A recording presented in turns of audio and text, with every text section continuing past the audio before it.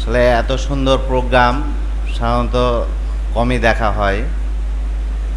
তো সব করতে এটা মজার বিষয় বা যে সবাই এখানে এক একটা রত্ন। জেনারেলের অনেক ডাক্তার, ইঞ্জিনিয়ার যে যাই বলুক, ইহকাল পরকাল আমি মনে করি যে কোরআনের শিক্ষা এবং যদি কেউ হাফেজ সহ বড় আলেম হতে পারে, বড় পাওয়ার কিছুই নেই। হয়তো অনেক ডাক্তার আছে, ইঞ্জিনিয়ার আছে, তারা হয়তো অনেক টাকার উপরে বসে ভোগবিলাসের সাথে জীবনযাপন করে, কিন্তু আমরা আসলে এসেছি কিছু সময়ের জন্য। আমরা এখানে শুধুমাত্র পৃথিবীতে অতিথি। আমরা এসে ভালো কাজ করব, তারপর চলে যাব, আর মানুষের কর্মই থেকে যাবে। মাদ্রাসাতে আমি আমার সন্তানকে দিয়েছি মূলত একটাই উদ্দেশ্য, যে জেনারেলে অনেক দেখলাম, আমি নিজেও শিক্ষিত ইঞ্জিনিয়ারিং সেকশনে। তো দিন শেষে যারা মাদ্রাসায় পড়ে বা মাদ্রাসাতে হিফজ করে, তারা ইহকাল পরকাল দুটাই শুধু নয়, তাদের বংশ, তারপরে হলো নিজের, সব দিক দিয়ে সম্মানিত ব্যক্তি হয়ে থাকে।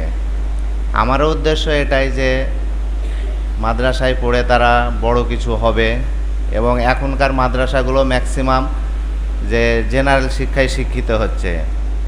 আর এ মাদ্রাসার কথা কি বলবো, মানে ভাষায় প্রকাশ করার মতো কিছু নাই।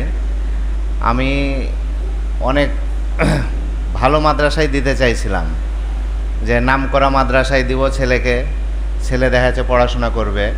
কিন্তু এখানে যখন দিলাম তখন আসলে ভালো মাদ্রাসা হলেই হয় না, ভালো হুজুর হওয়া লাগে, ভালো শিক্ষক হওয়া লাগে, ভালো গাইডলাইন্স হওয়া লাগে।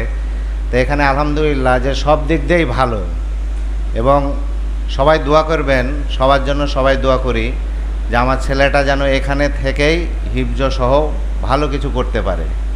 এবং আমার অন্য কোথাও ইচ্ছা নাই, যদি আমার ছেলে ভালোভাবে এখানে থাকতে পারে আলহামদুলিল্লাহ।